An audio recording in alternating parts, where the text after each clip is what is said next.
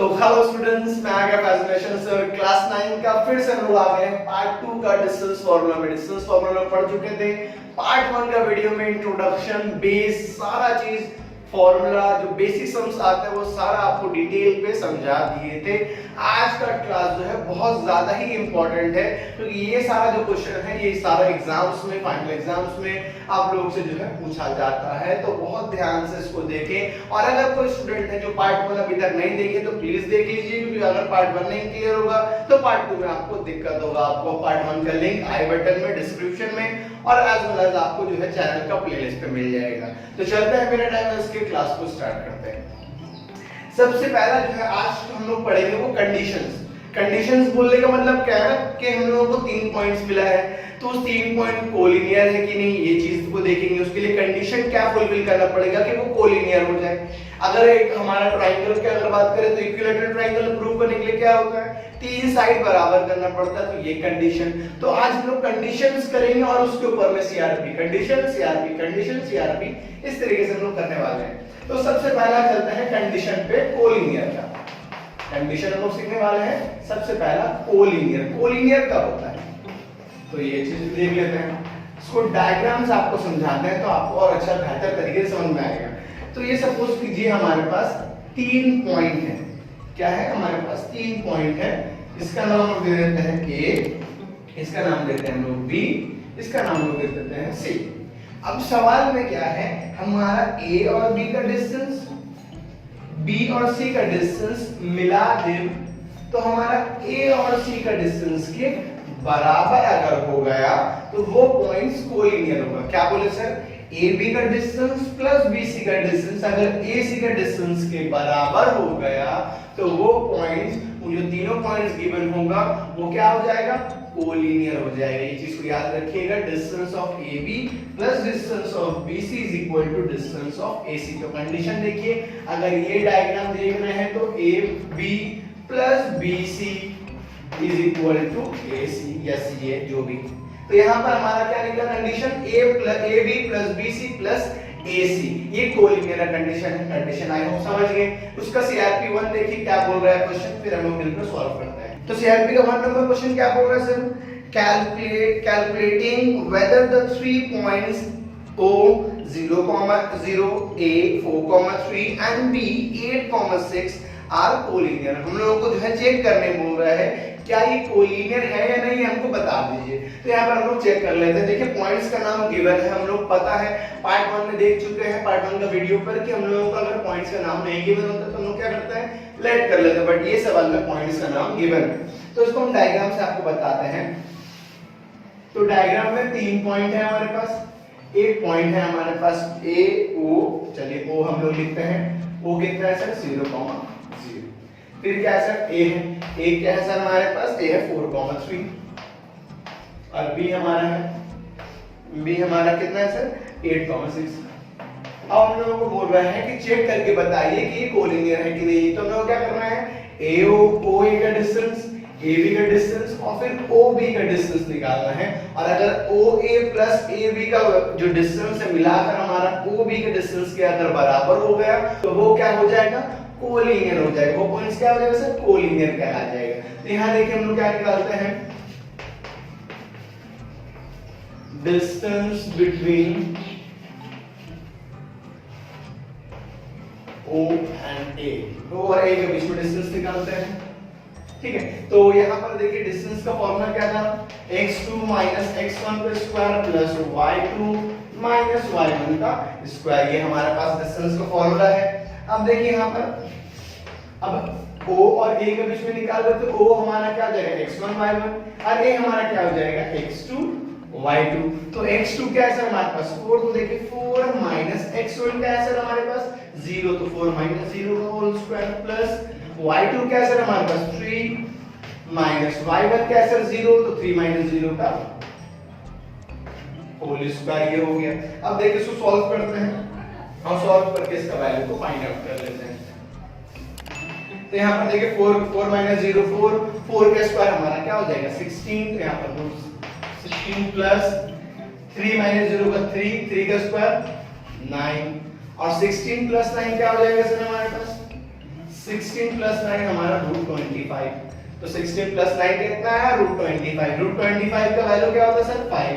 आप 25 का रिजल्ट लेंगे 2 to 5 आएगा, और स्क्वायर रूट ऑफ हसन क्या है सर 2 5 के बदले 1 5 बार, तो हमारा क्या है डिस्टेंस 5 यूनिट्स हमारा डिस्टेंस आ गया O और A का, तो यहाँ पर लिख देते हैं 5 यूनिट्स। उसके बाद क्या निकालेंगे AB का डिस्टेंस निकाल लेंगे। चलिए तो AB का डिस्टेंस निकाल लेते हैं।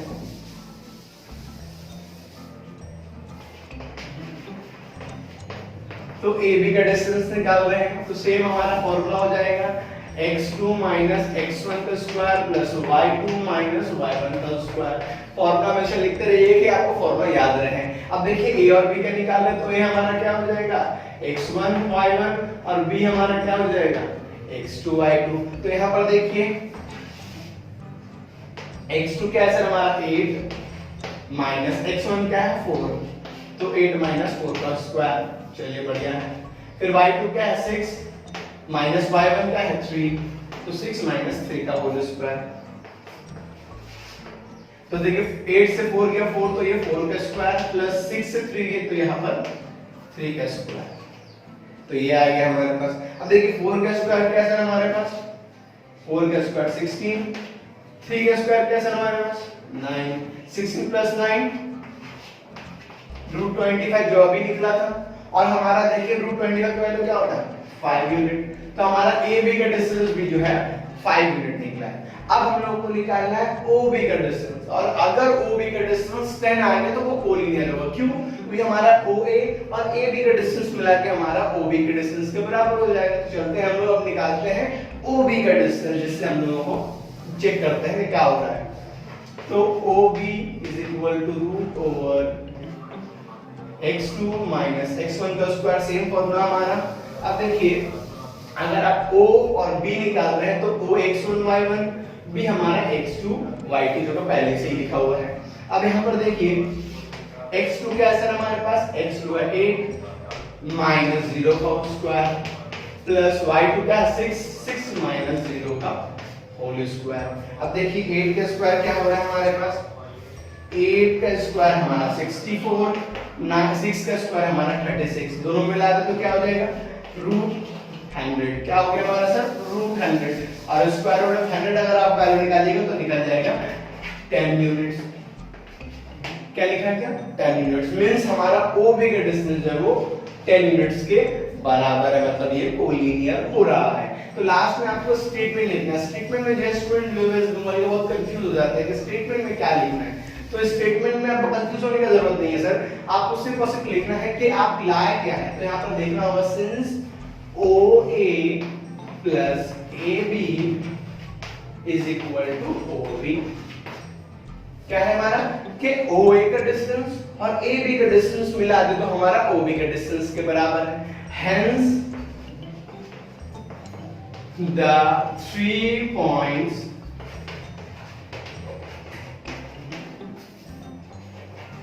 are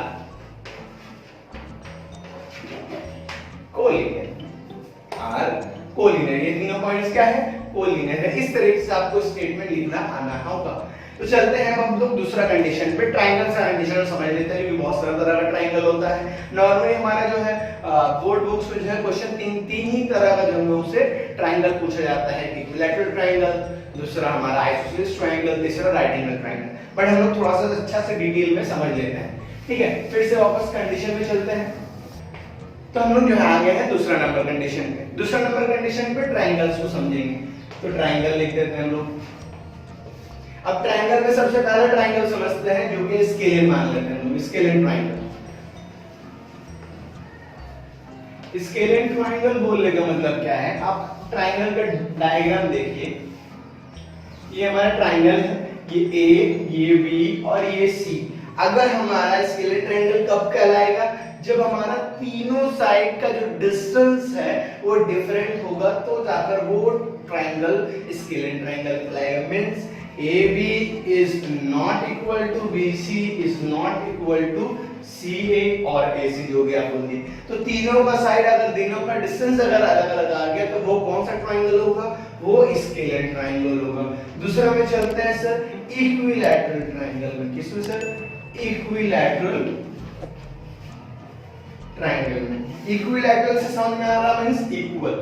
इक्विलैटरल मींस इक्वल, मतलब आपका अगर तीनों साइड बराबर हो तो क्या, तो यहां पर देखिए AB is equal to BC is equal to CA। अगर तीनों साइड बराबर होगा तो इसका मतलब वो क्या है सर, एक इक्विलैटरल ट्राइंगल है, तब जाकर हमारा प्रूव हो जाएगा। अगर हमारा तीनों डिस्टेंस AB का डिस्टेंस, BC का डिस्टेंस और CA का डिस्टेंस अगर निकाले और तीनों का डिस्टेंस सेम हो जाए तो वो कौन सा तरह का ट्राइंगल होगा, वो हम दोनों का इक्विलैटरल ट्राइंगल होगा। इसके लिए जस्ट अपोजिट, जब तीनों साइड मैच ना करें तो हमारा स्केलेट ट्राइंगल हो जाएगा। तब चलते हैं ट्राइंगल का तीसरा हिस्सा में देखने, आइसोसेलेस ट्राइंगल।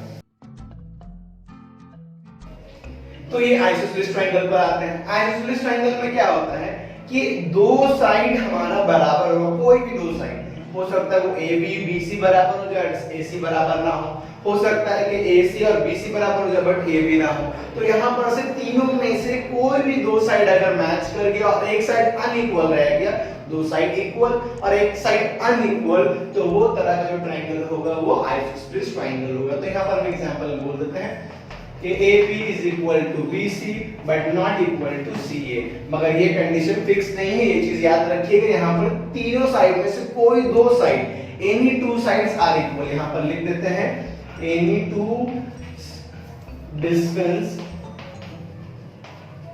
are equal।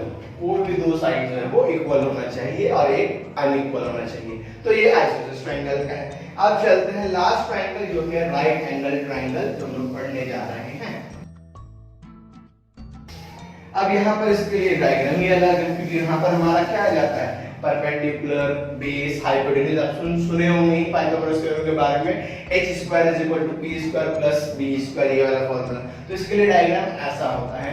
तो यहाँ पर देखिए राइट एंगल ट्राइंगल बना रहे हैं, ये हमारा 90 डिग्री, ये इसको मान लेते हैं लोग, A इसको मान लेते हैं, B इसको मान लेते हैं, C।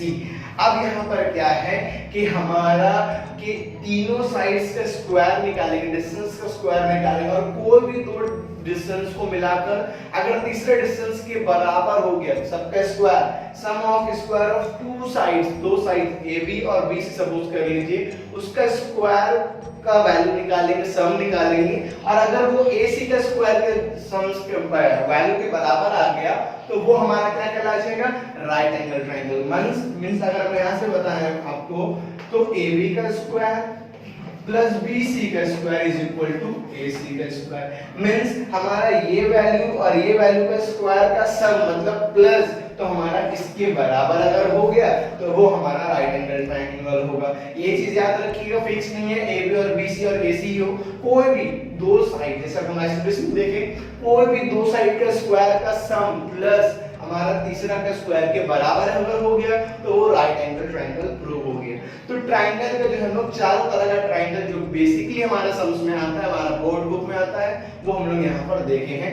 आप सीआरपी का दूसरा क्वेश्चन आपके स्क्रीन पर है, आप पढ़िए, फिर मिलकर हम लोग सॉल्व करेंगे। तो क्वेश्चन नंबर 2 क्या बोल रहा है sir, show that the 3 points 2, 2, -2, and -2√3, 2√3 are the vertices of an equilateral triangle। तो हम लोगों को प्रूफ करने को जो 3 पॉइंट्स दिया गया है, इस पॉइंट को प्रूफ करके दिखाइए कि ये एक इक्विलैटरल ट्रायंगल का फॉर्मेशन कर रहा है, वर्टिसेस है, ये हम लोगों को बता दीजिए। तो सबसे पहले देखिए पॉइंट्स का नाम नहीं दिए मैंने, तो पॉइंट्स का नाम को हम लोग लेट कर लेते हैं। तो let the given points be A 2, 2 B -2, 2 and C -2√3, 2√3। तो A B C निकल गए। अब हम लोगों को इक्विलैटरल निकालना है। अब यहाँ पर इक्विलैटरल का कंडीशन क्या बोले थे सर, तीनों साइड बराबर होना चाहिए। मींस हम लोग अभी AB का डिस्टेंस, BC का डिस्टेंस और AC का डिस्टेंस निकाल लेंगे और चेक करेंगे क्या हो रहा है। तो यहाँ देखिए AB का डिस्टेंस निकालते हैं तो आपको फॉर्मूला पता ही है सर, x2 - x1 का स्क्वायर प्लस y2 - y1 का होल स्क्वायर, ये हमारे पास है। तो यहाँ पर हम लोग लिख दिए। अब देखिए A निकालेंगे तो ये हमारा A क्या हो जाएगा, x1 y1, और B हमारा क्या हो जाएगा, x2 y2। तो देखिए यहाँ पर क्या निकल रहा है वैल्यू, x2 क्या है सर, -2, तो -2 - x1 क्या है सर, 2, तो यहाँ पर देखिए -2 का होल स्क्वायर, फिर देखिए प्लस y2 क्या है सर, y2 हमारा -2 और y1 क्या है सर +2, तो सेम -2 का स्क्वायर। चलिए यहाँ पर देखिए माइनस माइनस प्लस 2 और 2 4 और बड़ा दोनों सेम साइन है तो ये -4 का स्क्वायर हो गया। फिर प्लस माइनस माइनस प्लस, तो यहाँ पर भी -4 का स्क्वायर। अब 4 का स्क्वायर क्या आता है सर 16 प्लस 16, तो हमारा क्या आ गया √32 यूनिट्स। तो हमारा ए बी का डिस्टेंस 32 यूनिट्स निकला। मतलब अगर BC का भी डिस्टेंस √32 निकला और CA का भी या फिर AC का भी √32 यूनिट्स निकला, इसका मतलब वो इक्विलैटरल ट्रायंगल होगा। अब चलते हैं BC का डिस्टेंस निकालने हम लोग। तो यहाँ देखिए B और C का निकालने सेम फॉर्मूला, इसको इरेज करते हैं हम लोग। अब देखिए B और C निकालेंगे तो B हमारा क्या हो जाएगा x1 y1 और C क्या आ जाएगा सर x2 y2। अब यहाँ देखिए हमारा √x2 क्या है सर, x2 है -2√3 -2√3 क्या है -2, इसका माइनस फॉर्मूला का माइनस मिलकर हो गया +2 का होल स्क्वायर। अब देखिए यहाँ पर y2 क्या है सर हमारा 2√3 माइनस y1 क्या है -2, तो माइनस इसका फॉर्मूला का माइनस +2 का होल स्क्वायर। अब यहाँ पर स्टूडेंट जो है कंफ्यूज हो जाते हैं तो क्या करें सर, यहाँ ना प्लस होगा ना माइनस होगा, क्योंकि आप बता चुके हैं रूट वाला टर्म और नंबर वाला टर्म मींस होल नंबर जो है वो एक दूसरे इंटीजर जो है एक दूसरे से ऐड सिंपली नहीं होता है।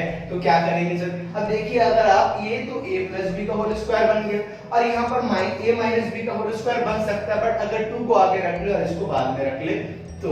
अब यहाँ पर आपको एक लाइन करके ही दिखा देते हैं। तो यहाँ पर 2 2√3 का स्क्वायर, यहाँ पर +2 2√3 का स्क्वायर कर दिए।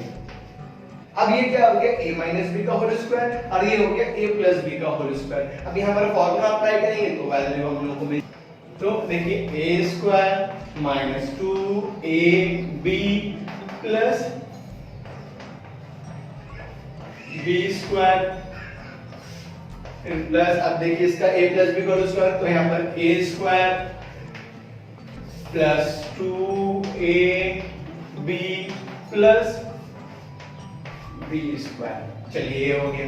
अब देखिए क्या करेंगे हम लोग, यहाँ पर 2 का स्क्वायर 4 -2 2 4 4 2 8 √3, देखिए 2 2 4 4 2 8 √3 आ गया। फिर प्लस 2 का स्क्वायर तो 4 और √3 का स्क्वायर हो जाता है 3। याद रखिएगा स्क्वायर रूट और 2 जो है स्क्वायर जो है एक दूसरे से कट जाता है, तो जब भी रूट वाले टर्म का अगर आप स्क्वायर करेंगे तो स्क्वायर रूट वाले टर्म का तो वहां से रूट हट जाएगा, सिर्फ नंबर बच जाएगा। तो 2√3 का स्क्वायर क्या आ जाएगा 4 × 3, फिर प्लस 2 का स्क्वायर क्या है 2 का स्क्वायर 4, फिर प्लस 2 2 4 4 2 8, तो यहाँ पर 8√3। और सेम यहाँ पर भी देखिए वही नंबर है 2√3 का स्क्वायर, तो यहाँ पर भी आ जाएगा 4 × 3, ये आ गया हमारे पास। अब इसको इरेज करते हैं, देखते हैं कितना वैल्यू आ रहा है हमारे पास। तो यहाँ देखिए क्या आ रहा है -√8√3 प्लस 8√3 कट गया। देखिए 4 और 4 3 से 12, तो देखिए 4 + 12 4 + 12। अब देखिए क्या आ रहा है 4 + 12 16 16 + 16 32। तो हमारा देखिए BC के डिस्टेंस कितना निकल गया √30 यूनिट्स, BC भी सेम हो गया। अब AC निकालेंगे। अब देखिए AC और CA दोनों बात बराबर है, इसमें कोई भी अलग नहीं है, तो हम लोग AC निकाल लेते हैं डिस्टेंस, और अगर AC का वैल्यू भी √32 आ गया तो भी हमारा काम बन जाएगा। तो यहाँ पर देखिए इसको रेस करते हैं। फॉर्मूला क्या है हमारा डिस्टेंस का x2 - x1 का स्क्वायर प्लस y2 - y1 का होल स्क्वायर। अब a अगर देखेंगे तो a हमारा क्या आता सर, a हमारा 2, 2 था और c हमारा क्या आता सर, c हमारा -2√3, 2√3।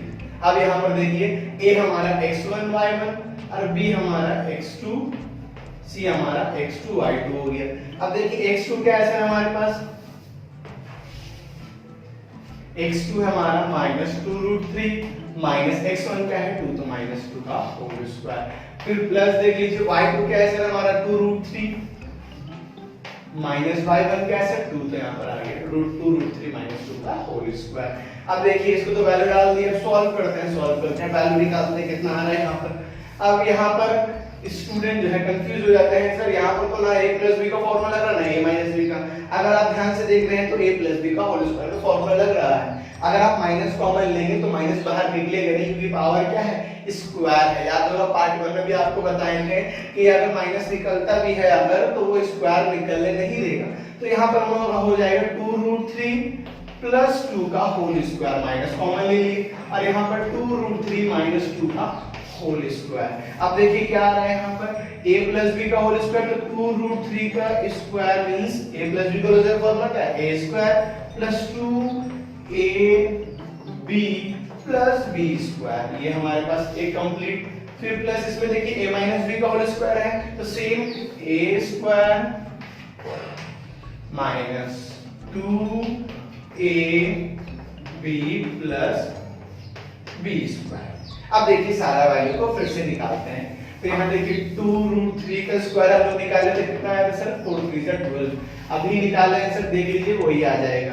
अब देखिए 2 2 जा 4 4 2 जा 8 8√3, तो यहाँ पर 8√3, फिर प्लस 2 का स्क्वायर 4, फिर देखिए प्लस हमारा 2√3 का स्क्वायर 12, फिर माइनस था 2 2 जा 4 4 2 जा 8, तो यहाँ पर आ गया हमारे पास 8√3, फिर प्लस 2 का स्क्वायर क्या होगा 4 हो जाएगा। तो यहाँ पर हम लोग सारा वैल्यू लिख दिए, प्लस 8√3 माइनस 8√3 कट गया, बचा कैसे 12 प्लस 4 16, 12 प्लस 4 16, 16 16 16 32, 16 प्लस 16 हमारा क्या आ गया √32 यूनिट्स। मतलब हमारा AB का डिस्टेंस, BC का डिस्टेंस और CA का डिस्टेंस सब हमारा जो है सेम निकल गया √32 यूनिट्स। इसका मतलब क्या प्रूव हो रहा है कि हमारा ये जो है इक्विलैटरल ट्रायंगल होगा।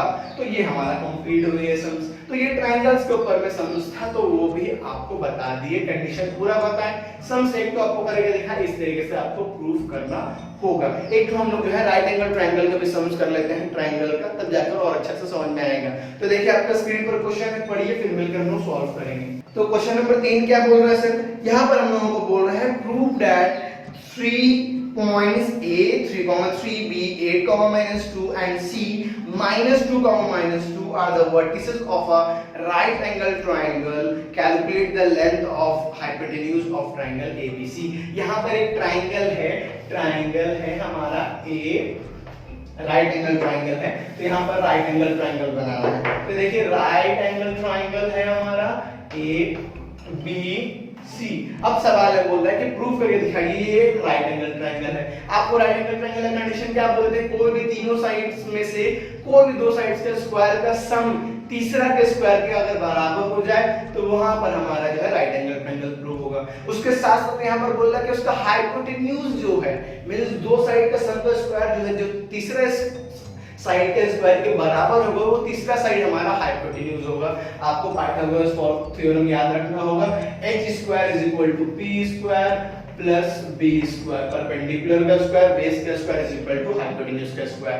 यही हमारा पाइथागोरस थ्योरम है। अब सवाल में क्या है, a हम लोगों को दिया गया है 3,3, b हमारा दिया गया है 8,-2 और c हमारा दिया गया है C हमारा दिया गया -2,-2। चलिए सारा वैल्यू लिख दिए। अब हम लोगों को निकालना है AB का स्क्वायर, फिर BC का, फिर CA का स्क्वायर। तो यहाँ देखिए नाम गिवन है तो टेंशन नहीं है हम लोगों को, डायरेक्ट AB निकालते हैं पहले। अब देखिए AB क्या हो जाएगा, x2 - x1 का स्क्वायर प्लस y2 - y1 का स्क्वायर।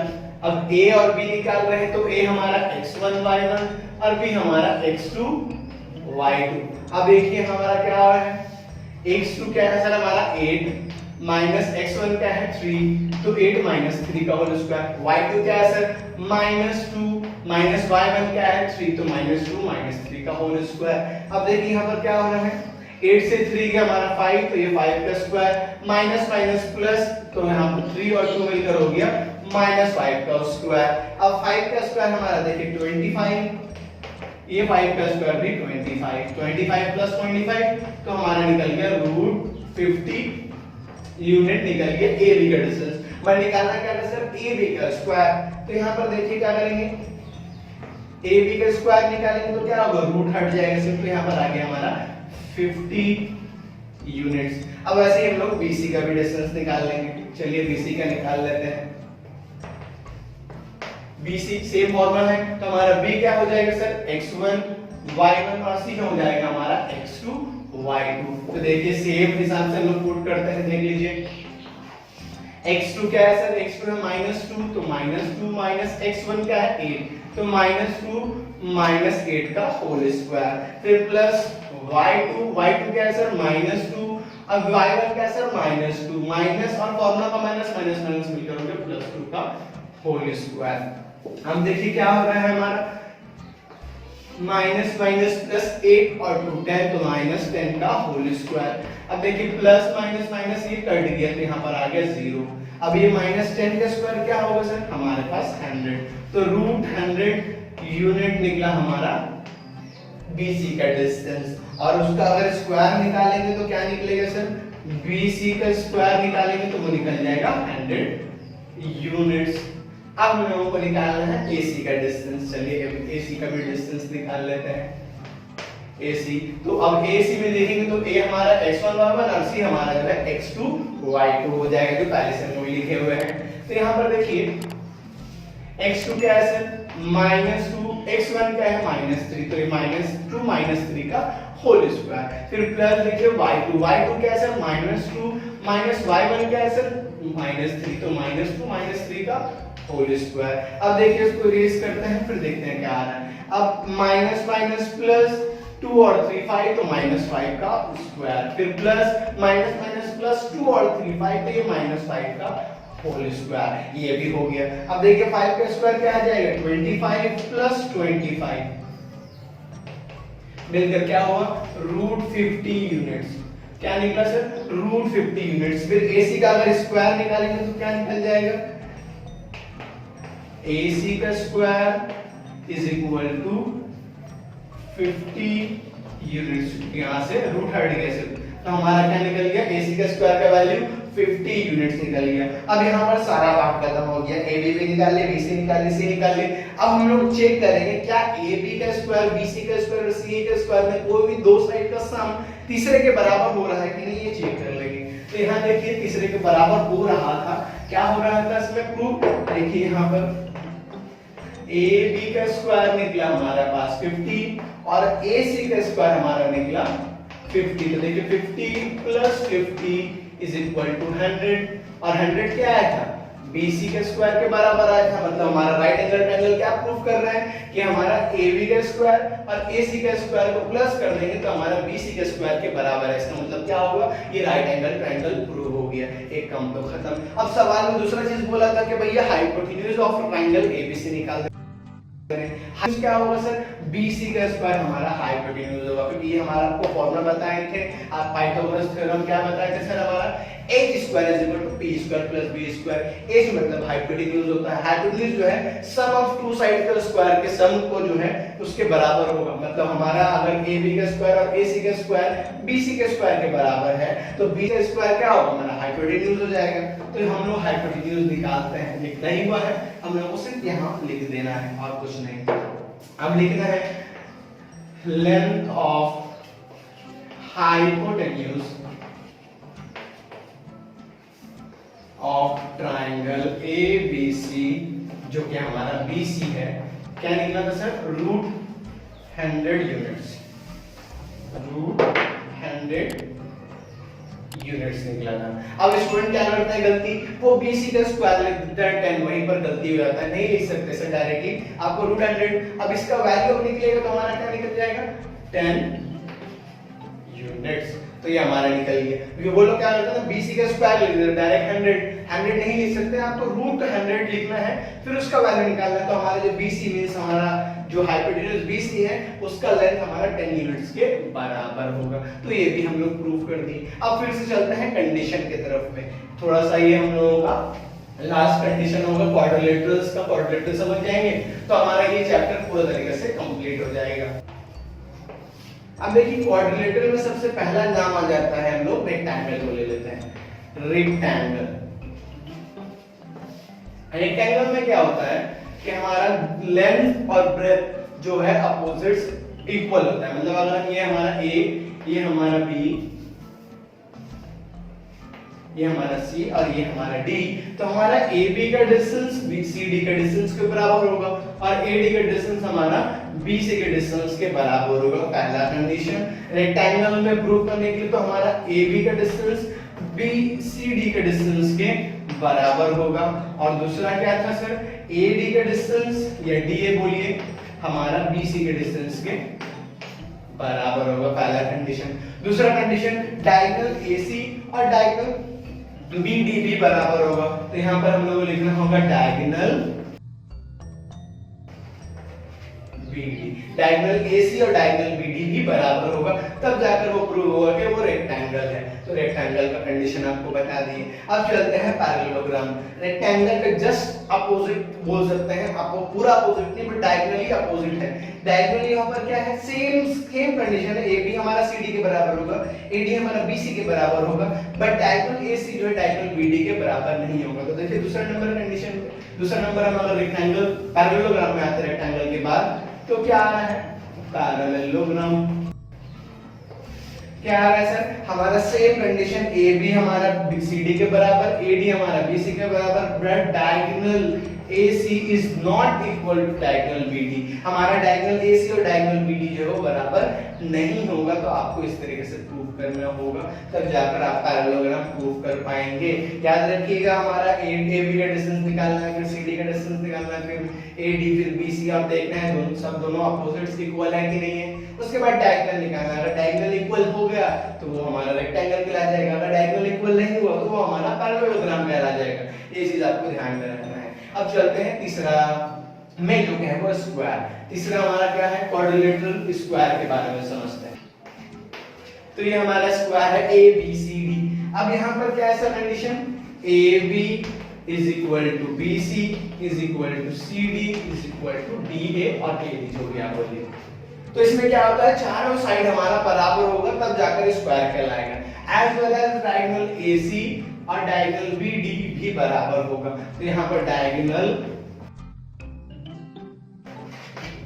BD ये है बराबर होगा, ये स्क्वायर का कंडीशन है। स्क्वायर का जस्ट अपोजिट अब क्या है, रोम्बस है। स्क्वायर का जस्ट अपोजिट हमारा, जैसा हम लोगों को देखे अभी कि रेक्टेंगल का अपोजिट हमारा क्या था, पैरेललोग्राम, वैसे ही स्क्वायर का अपोजिट होता है हमारा रोम्बस। रोम्बस में क्या होता है, चारों साइड बराबर तो होता है बट डायगोनल इन दोनों का सेम नहीं होता है, डायगोनल इन दोनों का सेम नहीं होता है, तो वो तरह का कंडीशन हमारा रोम्बस कहला जाएगा।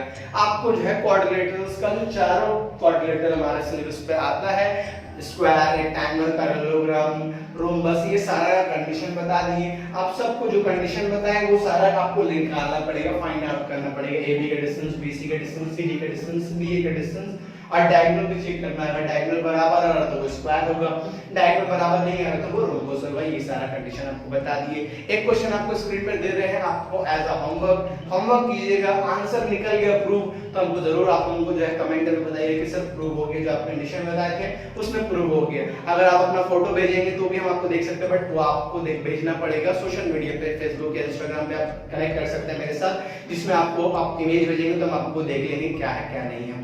ठीक है, तो ये क्लास को यही एंड करते हैं। इसी के साथ हमारा जो डिस्टेंस फॉर्मूला है पूरा तरीके से कंप्लीट हो गया है। अगर पूरा क्लास पार्ट 1 और पार्ट 2 देखें और पूरा क्लास आपको समझ में आ गया तो वीडियो को लाइक करिए, कमेंट जरूर कर दीजिएगा।